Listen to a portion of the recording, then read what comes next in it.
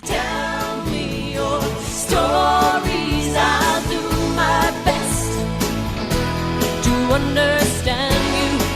And welcome to Tell Me Your Story, New Paradigms for a New World. I'm Richard Dugan, your host.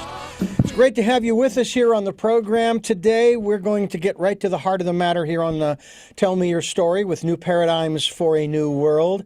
And I will tell you, pun intended. Yes, indeed. We're going to be talking about a cardiologist discovers that there is no such thing as death. My guest is Terry Gordon, Dr. Terry Gordon. He's a nationally recognized heart specialist, he brings enlightened perspective as well as empowered insight into the mystery of life and death. And his book happens to be the title, No Beginning, No End. And Doctor, thank you so much, Dr. Terry Gordon, for joining us here on the program. It's really a pleasure to have you with us. I'm very excited about our conversation. As am I, and I want to tell you the music you just played just set the stage. That's beautiful. I love it. Well, thank you. Music's very important to all of us. Absolutely. I used to think that song, when I first found it, I thought the song was entitled Tell Me Your Story. Turns out it's called Flesh and Blood, because the lyrics go on from there. After Tell Me Your Story, I'll do my best to understand. It says, we're flesh and blood. And that's kind of what we're going to talk about. But even beyond that, not just flesh and blood, but soul and spirit, if you will, that which animates what many of my guests are now referring to. I don't happen to cotton to it, but so be it. They refer to it as a meat suit. Okay, fine. Although I do like a line from one of the Star Trek original series. The aliens referred to the humans as ugly bags of mostly water. 88%, that's right. So folks, take your pick, whatever you want. How long have you been a cardiologist? Well, I was in practice for over a quarter of a century. And it was during a time of great discovery. I mean, everything changed in cardiology, and I was so blessed. I'm not sure how I ended up getting in there, but I trained at the Cleveland Clinic, world famous, and saw a lot of pathology and loved every single second of it. It just was such a phenomenal experience. And, got in there when things started to change, and they changed dramatically, and I was able to be there as an observer and a participant. So it was great. Had 25 great years. Loved all my patients, and I think they put up with me. And but no, it was just such an honor to be a physician. And I quite frankly didn't realize how much until after I retired, and realized, gosh, they really invested their heart, put their hearts in my hands to be able to help fix them. And I tried my best. Most literally put their heart in your hands. I will say, though, you do not come across to me, though I did not know you as a cardiologist, but you don't come across to me with the personality that you present with us here just early in the program. The stereotype of the stereotype of a cardiologist is, I am a god. I have your heart in my hand, and I can do pretty much anything I want. So don't get in my way. Right. Very ego-centered, very narcissistic, and so forth. Because, and I have a feeling that maybe the stereotype of brain surgeons might rank up there alongside or second place. Mm-hmm. And I get that. I really do. I mean, well, it was interesting. I, as it would be, bumped into the CEO of the competing hospital in our town, and I didn't know this guy, but he was in charge of more people in Akron, Ohio than anybody else, and he had just retired.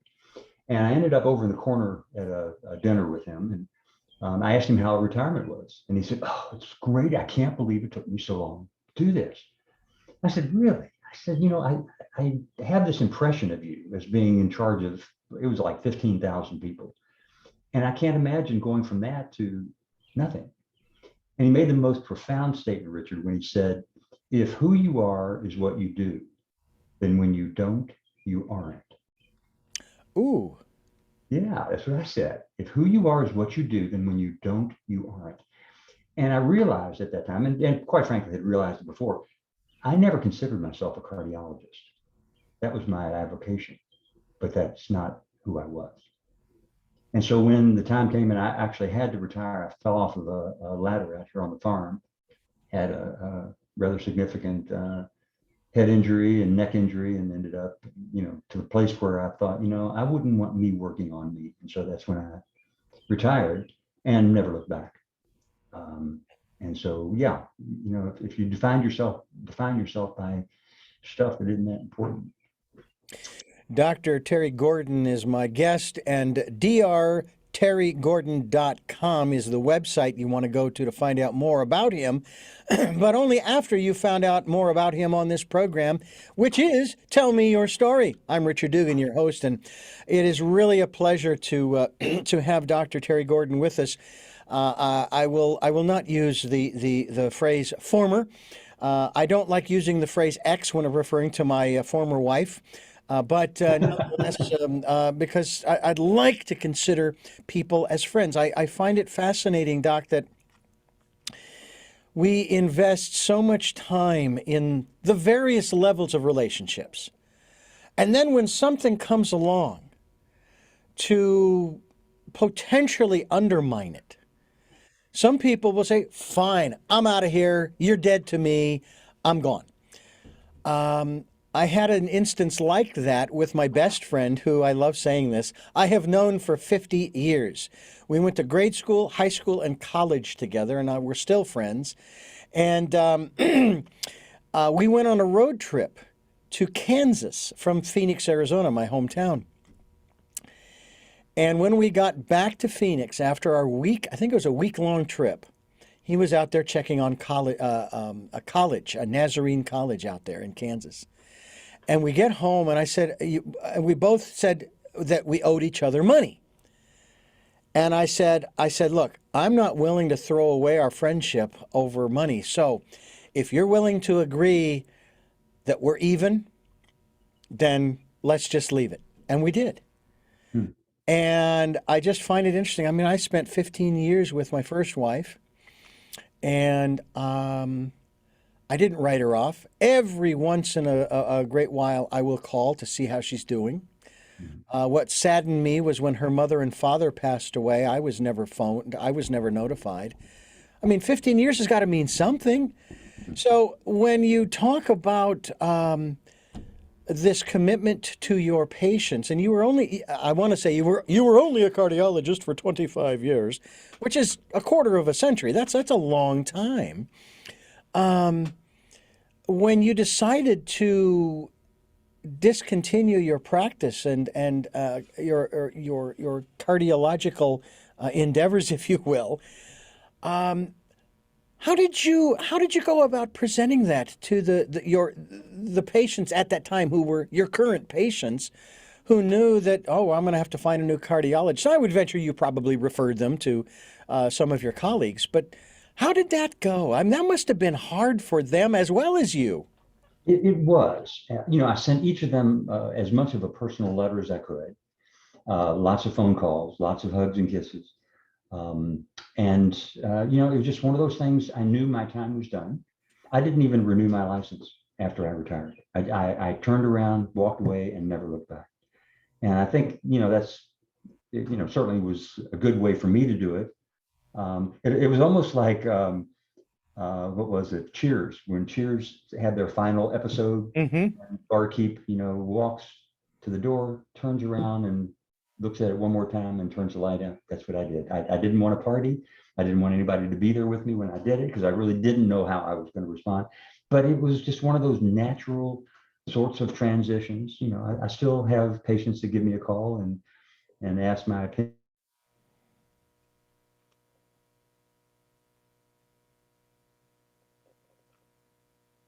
Hello. I seem to have lost you. Hello. Doctor? Hello. I'm here. Are you?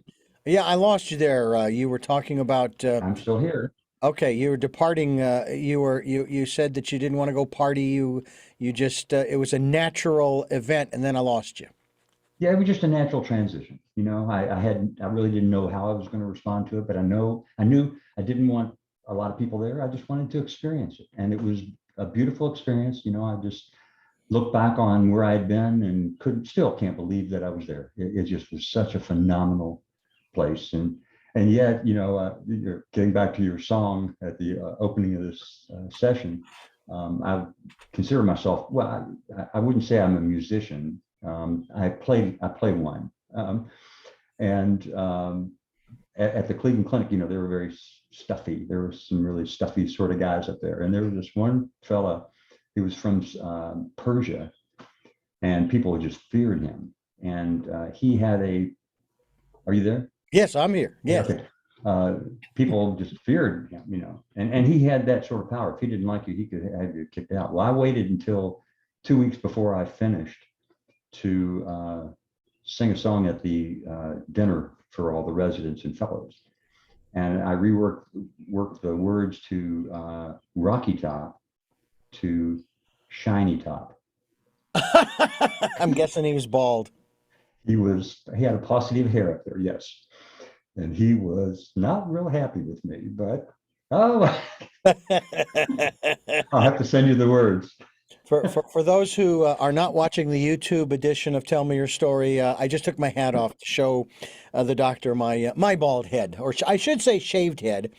If I were to let my hair grow, it would be very thin on top, a little bald spot where the crown is, where that soft spot where babies have that soft spot, and then I'd have longer hair around the sides. But anyway, so you sang that song, and by the way, I can't tell you how much I love that song, Rocky Top.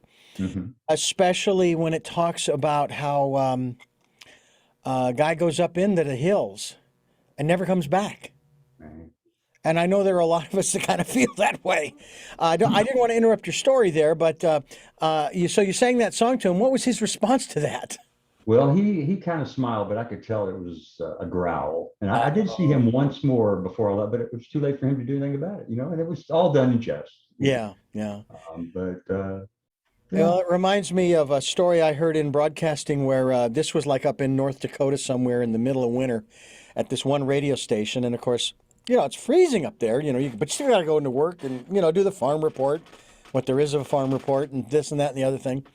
There was this one guy who did the news, and he was like your friend there, your colleague there, who was just straight-laced, and they could not break this guy up for love or money. And they finally came up with a plan where they were going to try one more time. So this one guy comes into the front door, and by the way, the booth, the control room, with a big piece of glass in front, was facing that door. But the guy was reading the news, so the DJ came in, and he had a paper bag in his hand, and he was wearing a cowboy hat and boots, nothing else. And he went into the control room. He crawled underneath the console between the legs of the news guy, pulled a banana out of the bag, peeled it, and started eating it. For the first time, this guy lost it on air.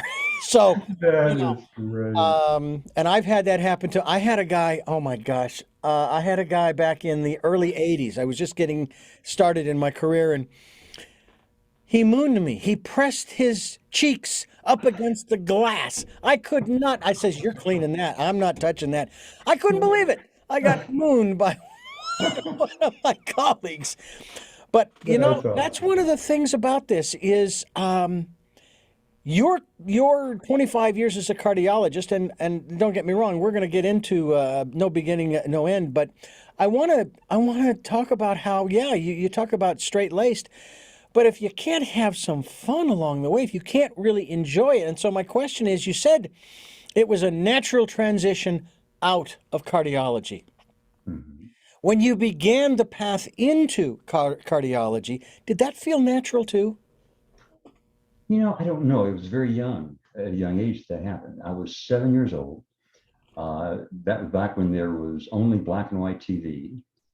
And they showed at the University of Louisville, Kentucky, they showed an operation called Operation Open Heart on a little boy named Gussie, who had a hole in his heart. And Gussie and I were about the same age. And he could only walk maybe 4 steps. And then he would have to squat down, he would turn blue and breathe with pursed lips. And after a while, he would get enough strength, enough oxygen in his body to get up and take another 3 or 4 steps. And I became mesmerized. They showed the workup, the diagnostic workup. And back then there were not a lot of tools, but they showed it anyway. And then they showed the actual operation. And what intrigued me and excited me so much was he was now up and running around after one little operation, closing up one little hole. Now they had to go into into Gussie's chest and heart. Yeah. But I just get out of my way. That's what I want to be. I'm going to be a cardiologist. Wow. And everything that I did was directed towards that goal. The book reports I did, the models I made were of the visible man, the visible woman, the visible dog, the visible heart, all those. And book reports were all about the heart and the body.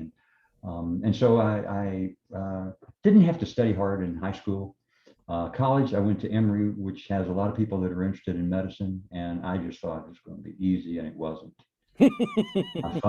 My father was diagnosed with cancer, terminal cancer, and so I ended up with an overall 3-1, which was not competitive at all. So I thought, well, if I can't go into medical school, I guess the next best thing would be hospital administration. I did very well in business courses, and there were only 7 programs in the country. Each had maybe 6 or 7 people, so it was extremely competitive. And so I got turned down to all of them except for Tulane. And I went to New Orleans for my interview.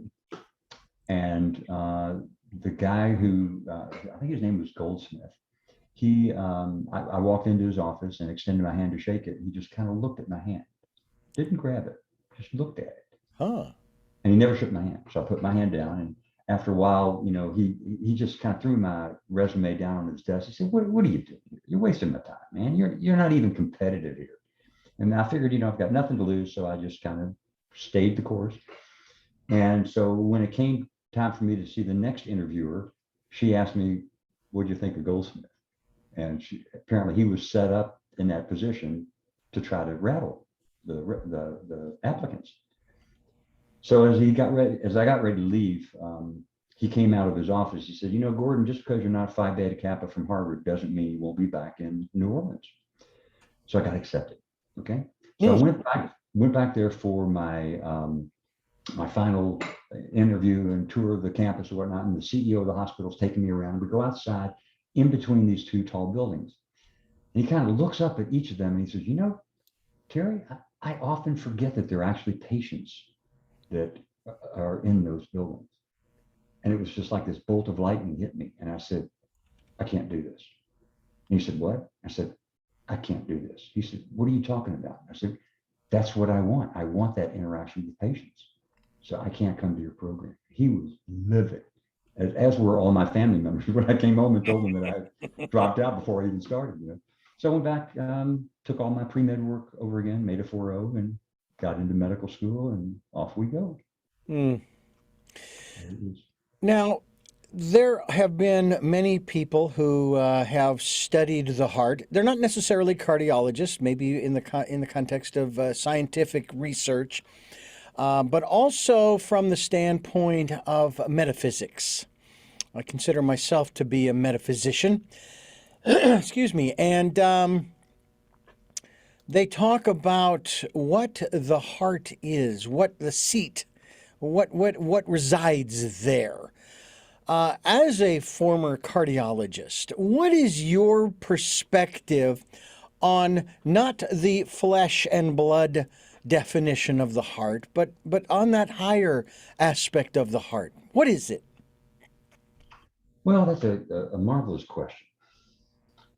I evolved. When I first went into medicine, I thought, you can't get too involved emotionally with these people, or you won't be able to be very effective. And so out of the gate, I became very protective. My mother, when she found out that I was planning on going into medicine, tried desperately to convince me otherwise, because she knew that I was sensitive to other people's pain, and she did not want me to go into medicine. Now, that's a heck of a thing for a Jewish mother to say. You know, she wanted her son to be a doctor. You know, but you know, it was an evolution of sorts, because I started out as a scientist. You know, who only believed in and accepted what he could see, hear, smell, taste. But over the course of time, I realized that I was missing so much. And it was only when I started spiritualizing the experience that it became a meaningful one. And once I allowed myself to do that, oh gosh, doors opened up left and right. People crossed my path at just the right time. And it was just beautiful to watch orchestrate. It really was. You know, I fought it for a while because I didn't know what it was. But then, you know, I started bumping into people of interest. I had this one patient. His name was Art Blair, and Art came into the hospital one night with atrial fibrillation, which is an irregular heart rate. And so I came into his room the following morning, and I was a very busy cardiologist. I had probably 30 or 40 people in the hospital, would do 6 or 7 heart catheterizations, do an angioplasty, put in a pacemaker, and be over in the office by 1:30 to see another 25 or 30 people. It was just grueling, but I loved every moment of it. And so I would literally run from room to room, peruse the chart of the person I was getting ready to see, and then I'd take this big deep breath, and with this facade of calmness, I would walk into the room. And I did that with Art. Never met him before. First thing out of his mouth was, "Whoa, Dr. Gordon, you're killing yourself." I said, "What?" He said, "You're killing yourself, man. You got this marvelous energy about you, but you better do something about it, because it's terribly fractured." And I cleared my throat and I said, "You know, Mr. Blair, I'm the doctor. I'm here to help you, not the other way around." So I told him kind of what we were going to do. And as I got ready to leave the room, he beckoned out to me. He said, "You know, when the student's ready, the teacher will appear." And I didn't even respond to him. I just thought, what is this old geezer talking about? So I left the room, went on to my next patient. And he went home 2 or 3 days later. Came back in, though, with a recurrent arrhythmia, heart rhythm disturbance. And this time he said to me, "You know, have you done anything about it yet?" And I said, "No, I haven't." He said, "Man, you got to. It's killing you." And he said, "You know, have you ever tried meditation?" And I had embraced meditation back in the 60s, but, you know, I realized I really didn't need that, because I'm in such great control of my life and me and whatnot. And so he said, "Well, you ought to think about meditating. And there's a guy who's written a number of books. I'd like you to think about reading one of them." And it was called Real Magic by Dr. Wayne Dyer. And I had read one of Wayne's books way back, but I took that in stride and left. And this time I took his advice. I took a meditation course because I was feeling a lot of stress in my life. This time Art came back in with chest discomfort, and it was so dramatic. I knew he had blocked arteries, and so I took him to the cath lab. And as we got ready to start his procedure, a man in the coronary care unit started having a heart attack. So I had to triage Art off the table, because he was nice and stable, to take care of this guy who was having a major heart attack. And it took about 2 hours for me to open up those arteries. And about halfway through that 2-hour period, I walked out into the hallway where Art was on a gurney asleep, or so I thought. So when we finally got him back on the table, I apologized for the inconvenience, for the delay. He said, "Oh, you don't need to apologize." He said, "I had 2 hours of great meditation. Do you want to know what you're going to find?" And I said, "What?" He said, "Yeah, I'm going to tell you what I saw in my meditation, is that I have 2 blockages." I said, "Okay, Mr. Hotshot Meditator Man, let's see how good you are." So I did his heart catheterization, and there was only 1 blockage. Okay. And I must have started smiling a little bit, because he asked me what was so funny.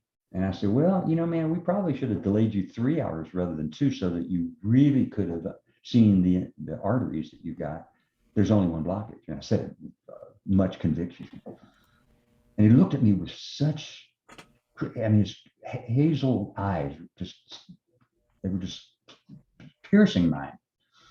And he said, Terry, you're missing something. And I said, no, I'm not. There's only one blockage. And I started the films. The nurse that was standing next to me poked me in the rib with her elbow. I mean, he was so insistent, it brought goose flesh out.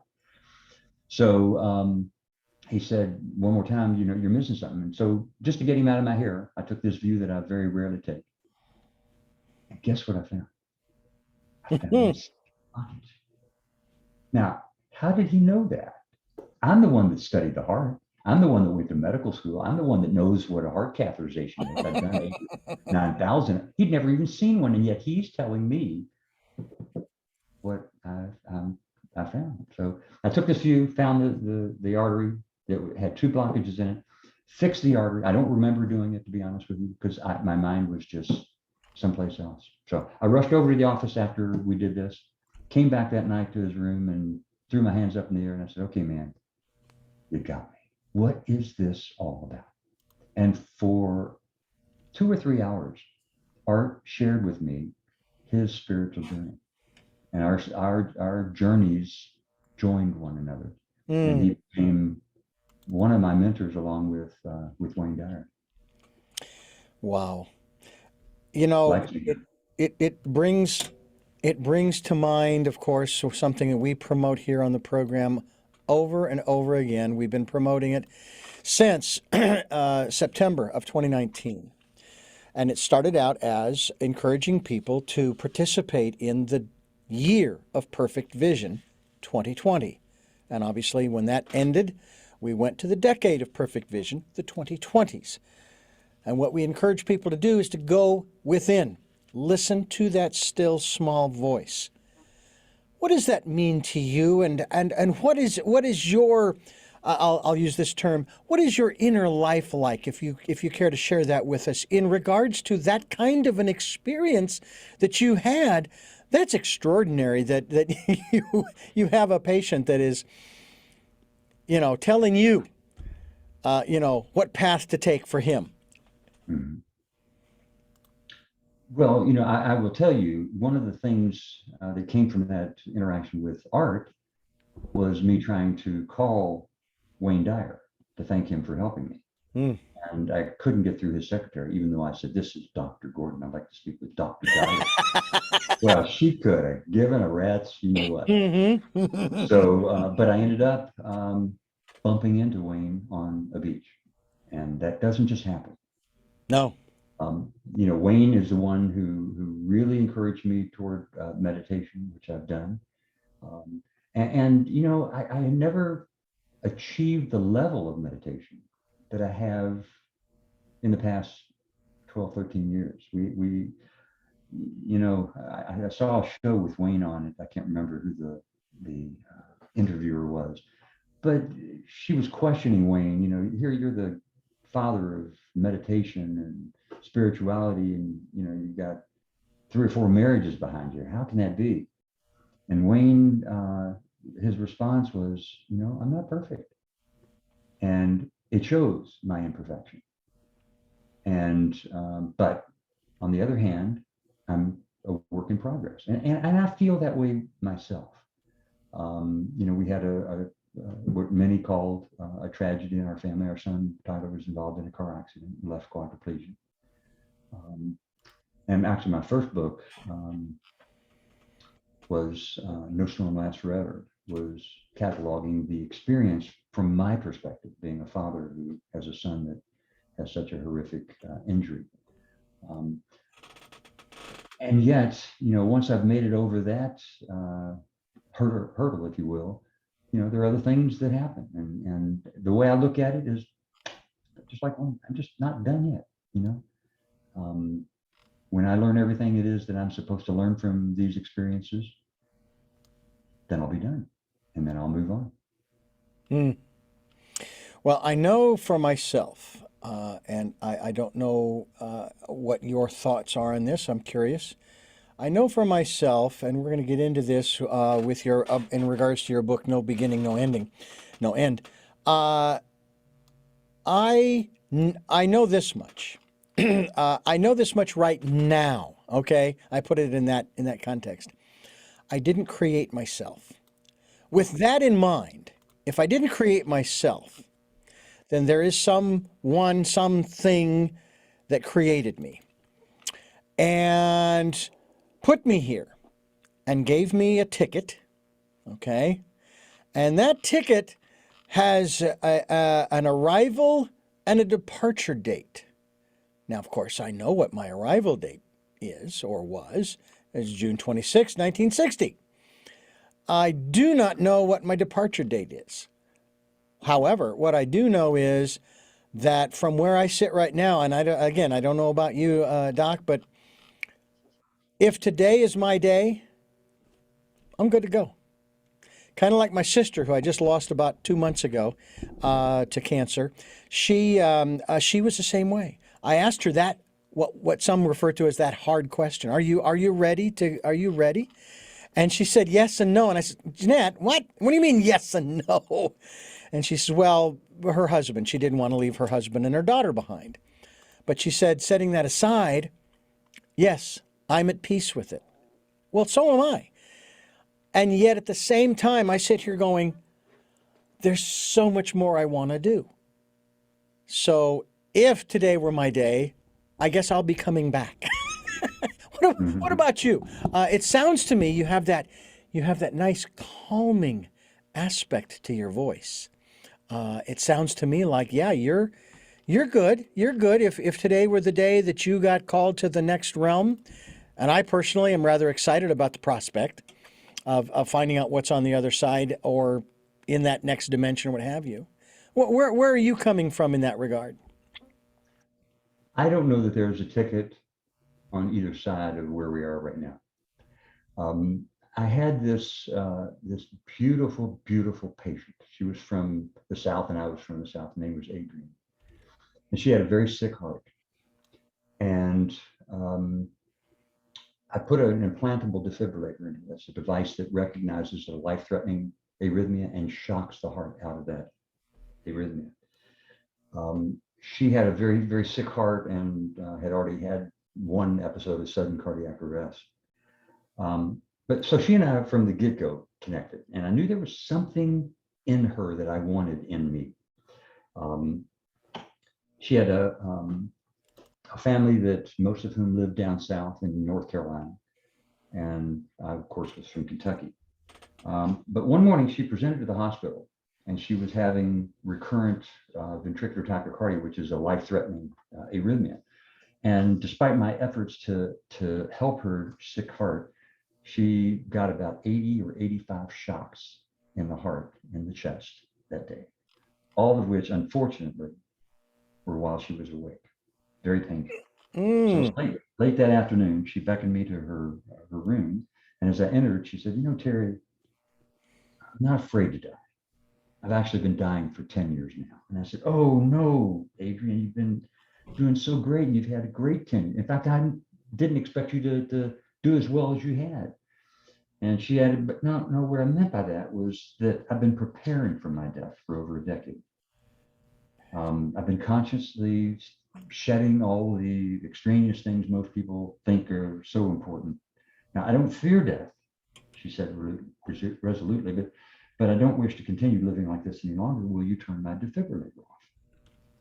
And I told her, well, of course I would do that. And if that was her wish, explaining to her that the next time that she had that heart rhythm disturbance, she was going to pass on and move on. And she understood the implications of her decision. I felt sad for her, Richard, because she was facing such a momentous decision by herself. Her family was down in the Carolinas and couldn't make it up in time. But they, were resolute they didn't want her to suffer anymore. So I shared with Adrian what a pleasure it had been, a privilege for me to be able to care for her all those years, and what a dear friend she had been to me. And as I turned to leave the room, she hesitantly said, Terry, I just have one more request. And she paused for a moment, looked at me, and a single tear trickled down her cheek when she said, will you hold my hand? Mm. And I said, well, of course I will, Adrian. I said, you can't tell my wife I'm doing this because she gets very jealous when I'm holding hands with women in their bed. So if you don't tell my wife, we'll be okay. And she kind of chuckled, you know. And I shared with her again the honor that I had felt, and we reminisced about the South. And I'm caressing her hand, and she's responding with a caress of her hands to mine. And it was just a precious time that we spent there. And I looked up at her heart monitor at the precise moment that her heart stopped beating. Her eyes kind of fluttered, and for a moment, and then gently rolled into the back of her head, and she peacefully transitioned. And while I sat there in silence, I continued to hold her hand, looking at it. And I realized that it was the same hand I had just been holding a split second before, yet it was no longer responsive to me. It was still warm, and having in its veins flowed the same blood, and the electrolytes and the ligaments remained the same, the bony structure hadn't changed. It was the same hand except for one thing. The spirit had left the vessel. And the strangest thought crossed my mind. I know you're old enough to remember the movie E.T., but there's a scene where E.T. is showing off to the little boy in his bedroom closet. And when E.T.'s bony finger reaches over and touches the flower, ding, the flower immediately withered. And as he touched it again, ding, the flower came back to life. And it occurred to me what had just happened to Adrian. God had dinged her. And in that instant, in that very moment, her spirit left the vessel she had called home for over 80 years. And for the first time in my career, because I allowed myself to do so, I could feel her energy swirling around the room. It hovered for only a moment, and then whoosh, it was gone. You know, we think we know so much in science. The truth is, we don't know squat. We don't. We don't. Yeah, yeah. But there is one fact that we do know for certain, and that is energy doesn't die. It transforms, it changes. And when its stint in a particular form is done, it offers itself back to the universe where the energy will be forever. From the moment Adrian's spirit departed her body, her energy, her essence, her soul set on its journey to eternity. Now, if you accept that premise, and here's the step you have to make, but if you accept that premise, I believe that it's equally true that her soul existed for eternity before she was dinged into this vessel. So considering ad infinitum on either side of what we call life, the time we spend here is infinitesimal. Not to mean that it should be minimized, but the time here is neither inconsequential or insignificant. Yeah. It matters not the span of time, whether you're there for 4 hours, 4 days, 4 years, or 4 scores. It's still fleeting. Yeah. So I learned from that death isn't our enemy, it's our companion, our guide. Yeah. Yeah. Absolutely. We're talking with Dr. Terry Gordon, and we're going to talk more about the work that he's doing today, as he is a former cardiologist, heart doctor. And we're going to continue talking. I want to let you folks know his website is drterrygordon.com, and we will be linked to your website so that people can find out more about you and the work that you do, as well as you also have a second book that we want to encourage people, because to me this is interesting. No Storm Lasts Forever is the title. And, you know, that's something that I'm trying to encourage other people to become aware of, because everybody thinks that whatever's going on right now is going to last forever. And No Storm Lasts Forever, transforming suffering into insight. And I certainly could share some stories of my own in that regard. But we will continue here on Tell Me Your Story. I'm Richard Dugan, your host, and we're talking with a cardiologist, Dr. Terry Gordon, who has written a fascinating book, and in my opinion, having to do with a subject that I really kind of like. No Beginning, No End. It is a cardiologist that discovers there is no such thing as death. And I put it this way, Doc, and you probably might agree with this. I'm not always asking my guests to agree with me, but put it out there anyway. That it's like, well, for example, I mean, again, I don't know, you're probably is somewhere around my age. I'm 61. I never thought I would ever drive, okay, but now I'm driving. And I have had 1, 2, 3, 4, 5, 6, 7, 8. I have had 8 different automobiles, we'll put it, because I'm currently driving a truck. And I put it in that context that all we're doing is changing vehicles. Now, when we get out of this vehicle, this meat suit, if you will, we're not necessarily going to jump right into the next one. We'll probably get a rental for a short time. I'll go to Enterprise and set up the agreement. And then maybe we will want to come back and get into another vehicle and see how that one drives for a lifetime. But again, it is all temporary. There is nothing that's permanent. Do you find that the people that you come in contact with have a real hard time with accepting the reality that nothing is permanent, that there's always change, as much as we would like to have things stay, I don't want to say static, because if you look at a pool, if you look at a pool of water, if it's stagnant, well, then it gets murky and all this kind of the mosquitoes and this and that and the other. Whereas if you've got it moving and so forth, at least a little agitation of the water, it's going to stay cleaner and clearer for a lot longer period of time, which implies there's change. I'm thinking of those computer terms, static versus dynamic, kind of thing. What do you have? What's your perspective on this whole aspect of change? Well, it's something that we all resist because whether we like it or not, or like the circumstance or not, we're familiar with it. But the one thing that doesn't change is our spirit. Our spirit, as it becomes incarnated, enters a new body, a body that has been around for 15 billion years.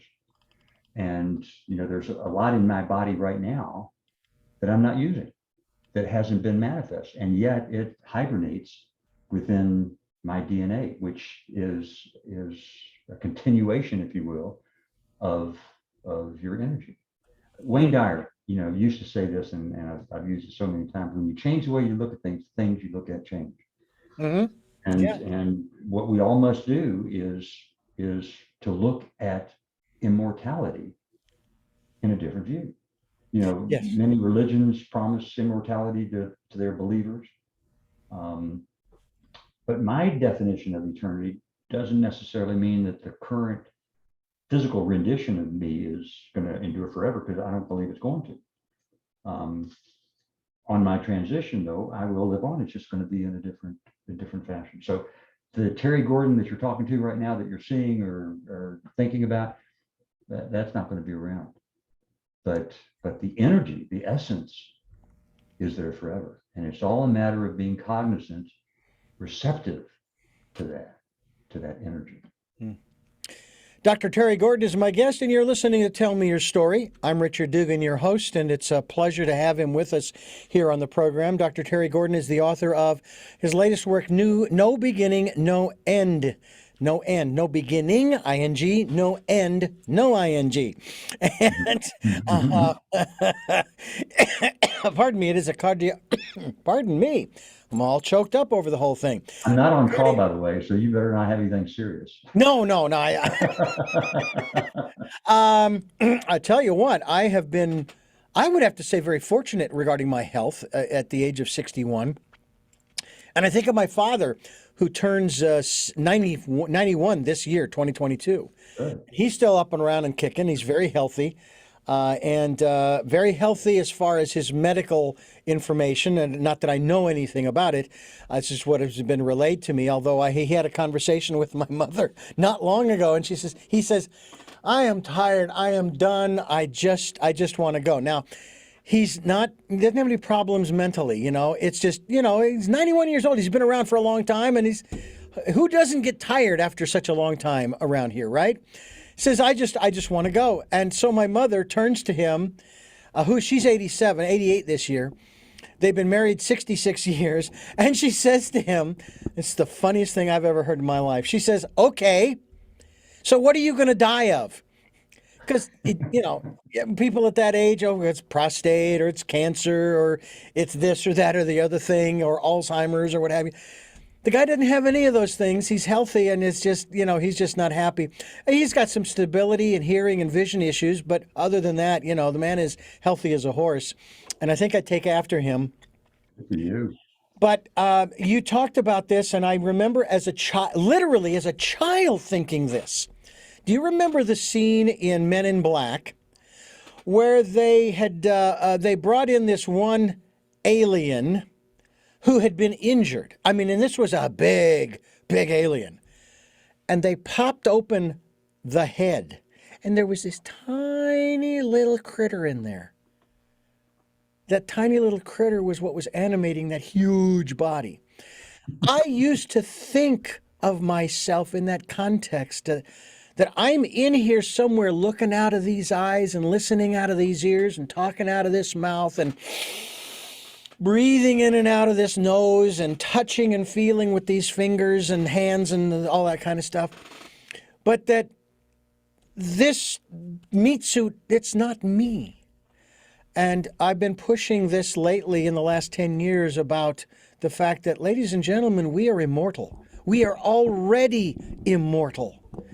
So I'm going to ask you in that regard, no beginning, no end. Where do we come from your perspective?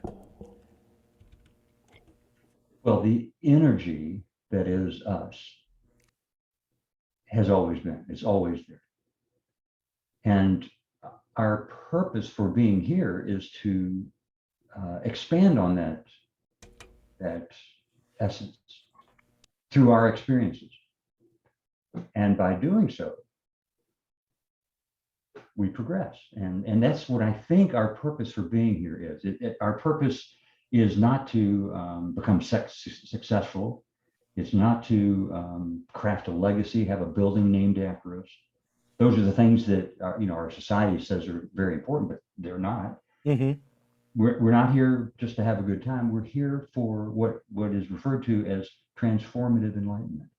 And transformative enlightenment is when you develop an awareness of what you really are. And that's not me, a cardiologist, or you, a guy that's going to live till he's 91. But it's something that we all do. And once we achieve that transformation, we move on. And if we don't learn the lessons we're supposed to learn or that are given to us, then I think we get to come back and do this again until we get it right. Well, I will tell you that you're only 9 years short, because I have to outlive my great-grandmother who lived to be 100. And in 1995, I took a cassette recorder to a family reunion where she was there, and it was her birthday. And I said, I'm going to outlive her, but she's making it really hard. She was 95. I think she was, I don't know, she was in her late 90s at that particular point in time. I had a great aunt, Aunt Tilly, who lived to be 103. Wow. At 101. Now, and I remember her being just this strong woman. She would walk 5 miles a day in the middle of the day, exercising. And so we were at the funeral of the second child she had to bury. And she's over in the corner rubbing her chest. And I'm a heart guy. I went over there and I said, Aunt Tilly, are you okay? She's rubbing her chest. She called me Tetty. She says, oh, Tetty, it hurts so badly. And I said, honey, you better sit down. You might be having a heart attack. She said, a heart attack? Hell, I heard her doing push-ups this morning. At 101 years old, she is doing push-ups, 10 of them every morning. Wow. So hopefully we'll see each other in our 90s together. I got to about a decade or so. I hope so. I hope so because, as I said before, if today's my day and that's my departure date, okay, fine. If it's not, and I can make it to that level, there's still a lot I want to do. There's so many people I still want to talk with and get their story out there and get their perspective out there and so forth, as well as mine. I mean, I'm in the process now, and I have been encouraged by one of my other guests on this program. Her name is Don James, and she's going to help me to push. She's sort of pushing me to get my book finally written after 21 years of working on it. And no, it is not War and Peace or the sequel. It's just a small little thing. But there's so much more. There's so many other places that I want to go to, so many other people that I want to meet, so many experiences. It's like I shared with my late sister. We had this one conversation where she was challenging me on my salvation, which I always found fascinating when they talk about a personal relationship with God. And it's like, well, wait a minute, what business is it of yours? It's a personal relationship. It's like there's a HIPAA law when it comes to your spirituality. I can share it with you, but nobody else can. And if I don't want to share it with you, I don't have to, nor do I have to justify. But I remember telling her, I said, look, my beliefs of yesterday are not my beliefs of today, are not my beliefs of tomorrow, because I'm still alive. I'm still growing. I'm still learning. I'm still experiencing, and so on and so forth. And so, who knows? I mean, I was born and raised Roman Catholic. I have been at least once to a Mormon church service. I have I was a Baha'i for about a year and a half. I'm curious about the Muslim faith. I've studied a bit about Buddhism, Paramahansa Yogananda's philosophy, self-realization, as well as some other branches of that same tree. I'm very curious, and I love talking with rabbis about Judaism and the history thereof, as well as the teaching and so forth. I'm just a curious kind of guy, and so it just seems to me like Terry that there's just so much that we have yet ahead of us.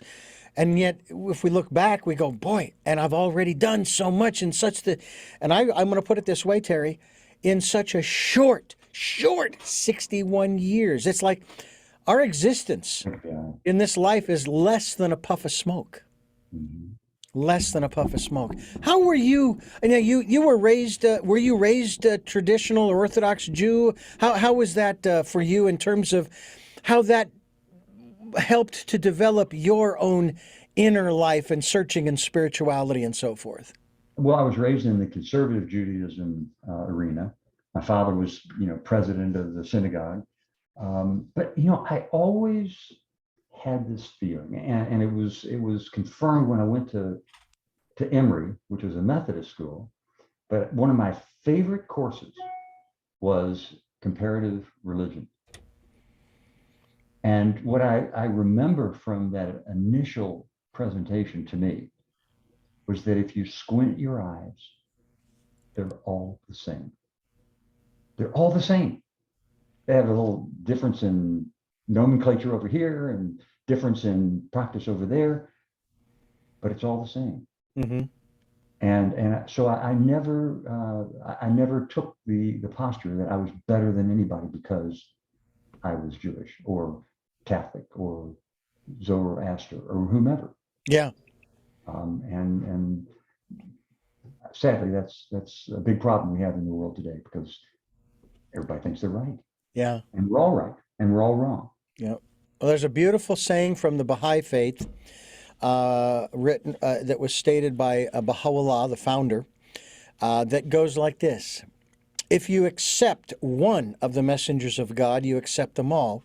If you reject one of the messengers of God, you reject them all. And I think that's very profound because every single one of the various faiths, and I call them philosophies, around the world over time, have a thread of similarity that runs through them.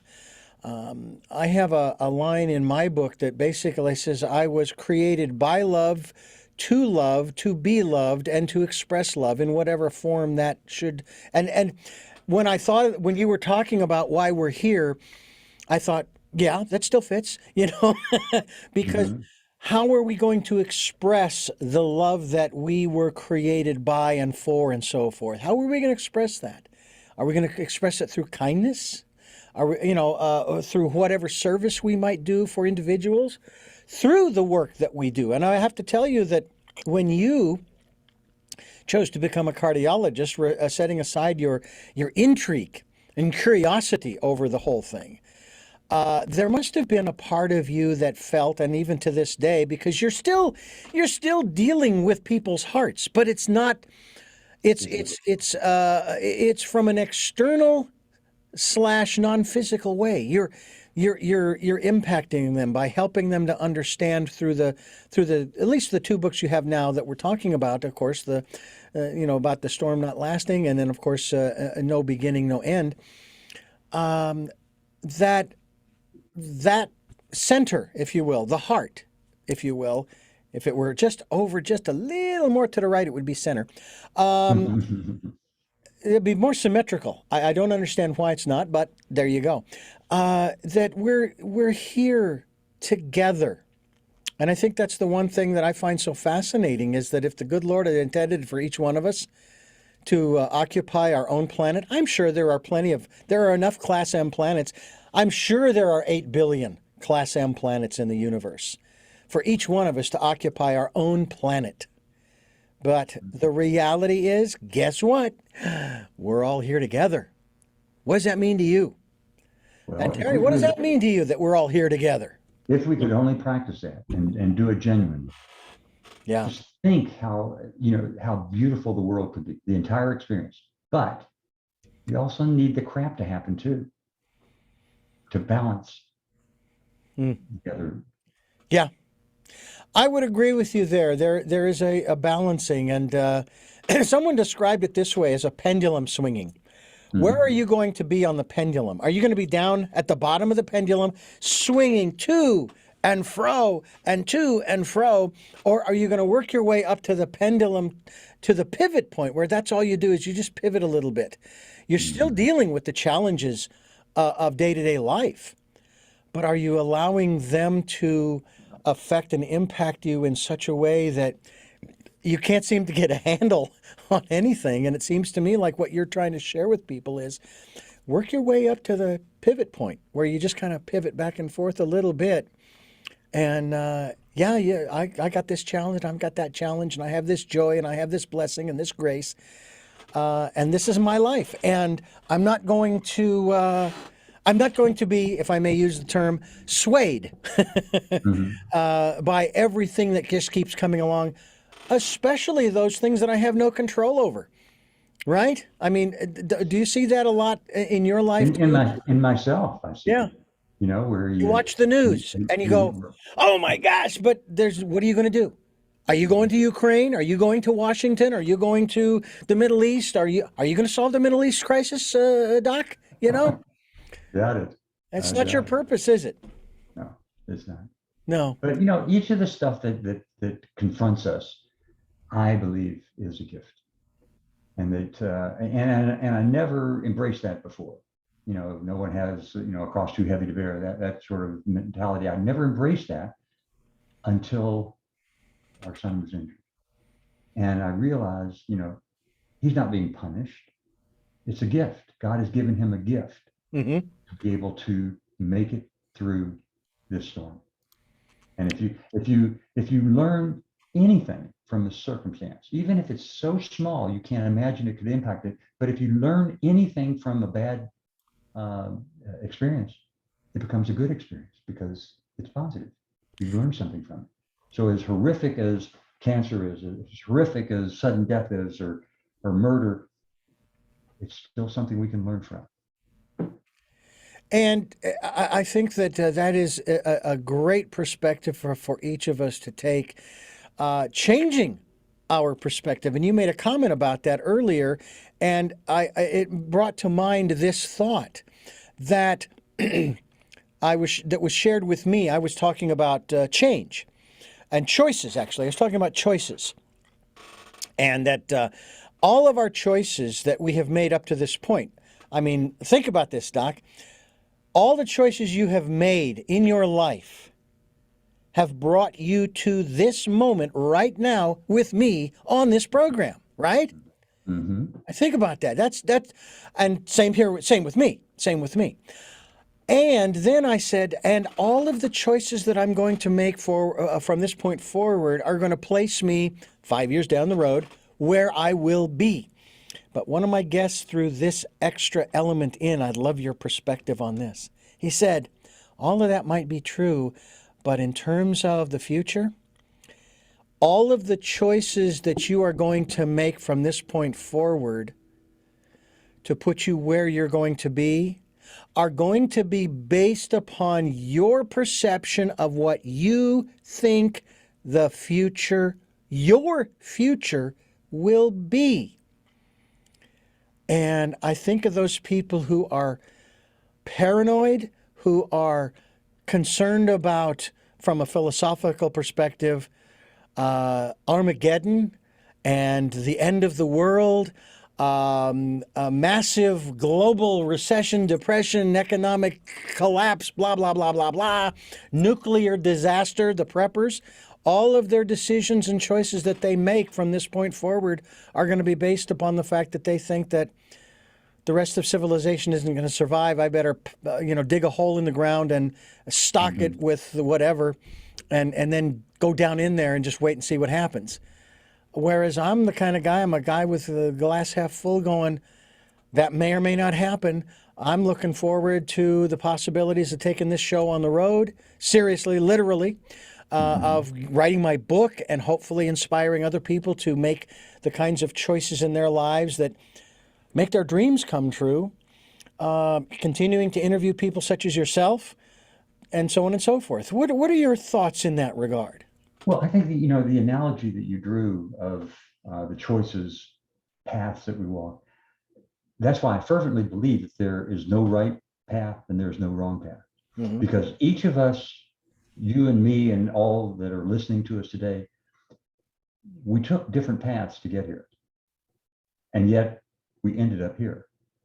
And that path was constructed by, as you said, experiences that we've had that have pushed us, encouraged us in one direction versus the other. But again, with no paths being right, no paths being wrong, although that's a difficult thing for people that are very, have strong convictions to accept. Mm-hmm. But again, I think we all end up in the same place ultimately, whether it's through this incarnation or 1,000 that are facing us or not.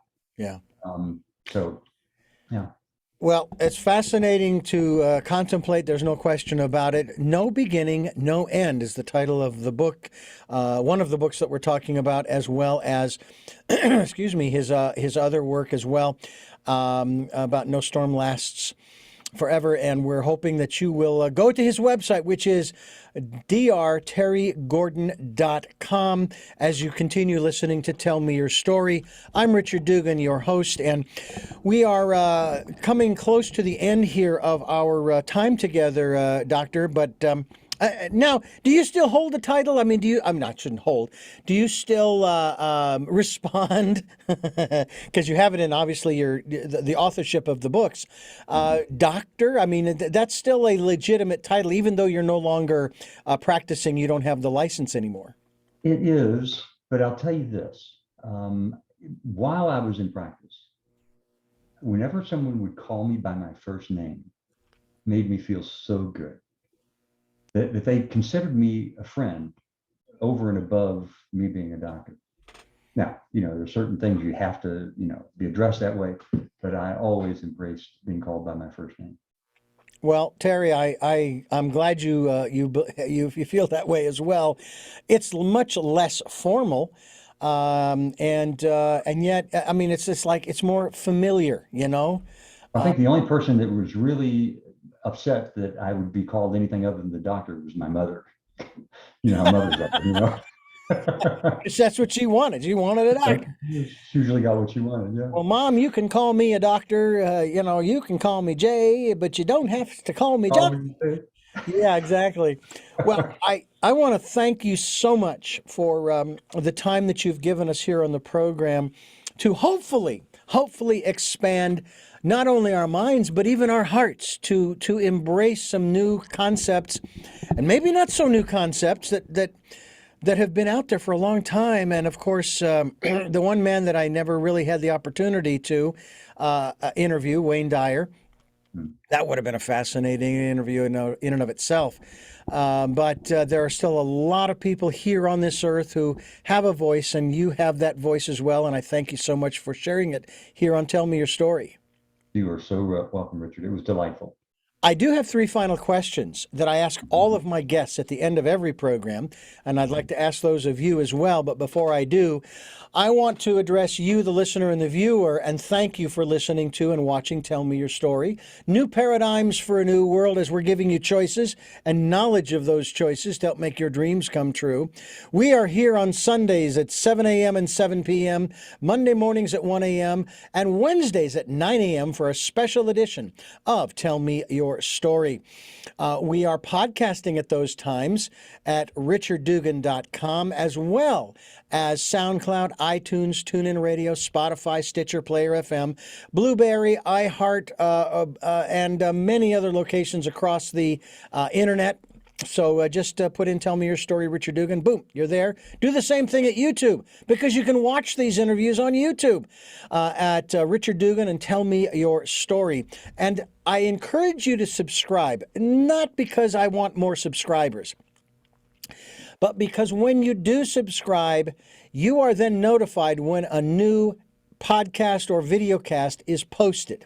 And I try to get them up as quickly as I can, ladies and gentlemen, but that's how you get notified when there's something new. So that's the reason you want to subscribe. I could care less. I'm almost ready to put a piece of tape on my screen to cover up the number of subscribers I have, because it's not relevant to me. What is relevant is that you're listening and watching, and we're over 83,000 listens on SoundCloud, through SoundCloud, I should say, on all of the different media or podcast outlets, ladies and gentlemen. And I thank you so much for listening as well as watching Tell Me Your Story. We also ask that if you can do so, we would appreciate any support financially. We have a PayPal account. It's there for your security as well as ours. And as I mentioned earlier in the program, we also hope that you will participate in the Decade of Perfect Vision, where we encourage you to go within and listen to that still small voice and get that encouragement, that inspiration, and that relaxing tone, if you will, that'll help to recenter you for that day. And I know that Terry Gordon will be definitely supportive of that endeavor on your part as well. And with all of that being said, we now go to the final 3 questions, and they are in this order. Who is Terry Gordon?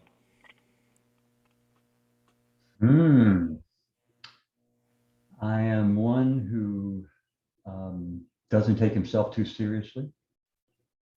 I am one who is on a journey,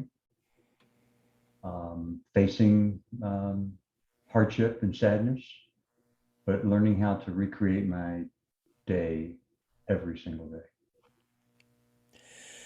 What is it that you hope to or want to achieve through the work that you are doing now? Touching other people. I prefer to be an anonymous toucher, if you will, but it's my purpose, I think, for being here is to do just that. Finally, what is your life's purpose? Moving that next step forward. Well, Terry Gordon, Dr. Terry Gordon, cardiologist, we thank you again for giving us all of this time, and we do really hope that you'll come back to talk further. Maybe even we will delve more into, of course, the aspects of that storm that does not last, and talking more about change and choices and all of the different things that you have found to keep yourself focused and on track that you share with us. I'd be happy to do that. I'm Richard Dugan, and I thank you for listening to and watching Tell Me Your Story, New Paradigms for a New World, as we are giving you choices and knowledge of those choices to help make your dreams come true. And until our next broadcast, podcast, videocast, love to Lal and Jeanette, I am listening.